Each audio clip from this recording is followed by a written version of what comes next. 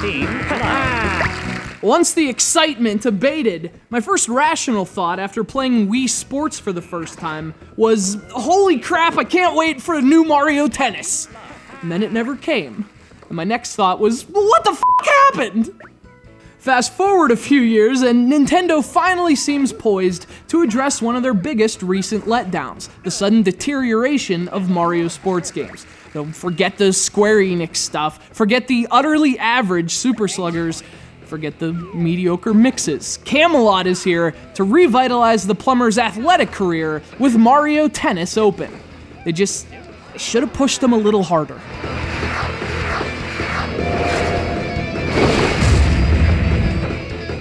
A new release for the Nintendo 3DS, Mario Tennis Open, is a pretty huge deal. It's the first Mario Tennis game since the outstanding Mario Power Tennis, released 8 years ago for the GameCube. And if only because it's done by the same developer, this game has an immediately satisfying feel. Mario Tennis Open is a throwback to the best Mario sports games. Accessible, but slightly complex. Colorful, but faithful to the game.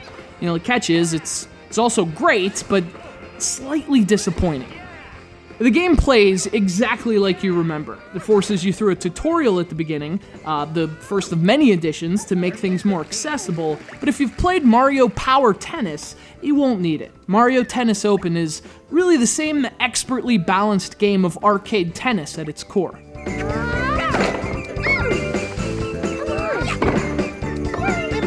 There are 16 characters from the Super Mario universe to choose from, and they're mostly the usual suspects. But one of the cool additions to Mario Tennis Open is you can play as your Mii, and the game feels designed around the idea that your Mii is a primary component. You're constantly unlocking new items to purchase, from new rackets to Mario t-shirts that you can use to customize your Mii.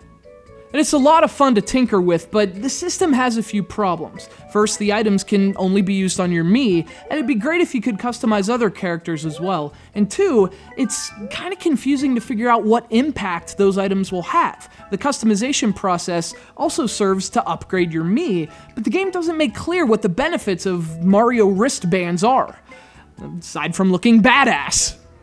In terms of the status quo, there are tournaments, exhibitions, and minigames, always a highlight in a Mario Tennis game. In fact, in this case, one has you guiding Mario through the original Super Mario Bros. With a tennis ball, and that's the kind of thing you expect from Mario Tennis, but you also expect the integration of the characters' personalities into the gameplay, and strangely enough, that's where the game disappoints.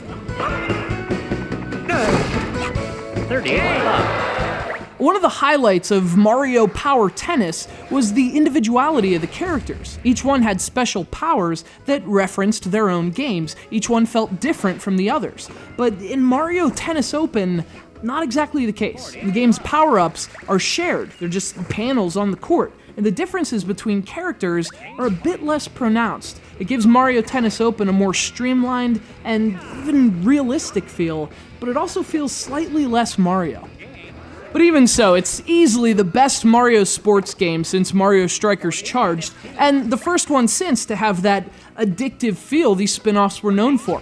Most of those classic characteristics are back, and new additions like crazy gyroscope controls make things easier for newcomers. It's not Mario Power Tennis, but when it comes to every other arcade tennis game on a Nintendo console since, it's no contest. Advantage Mario Tennis Open.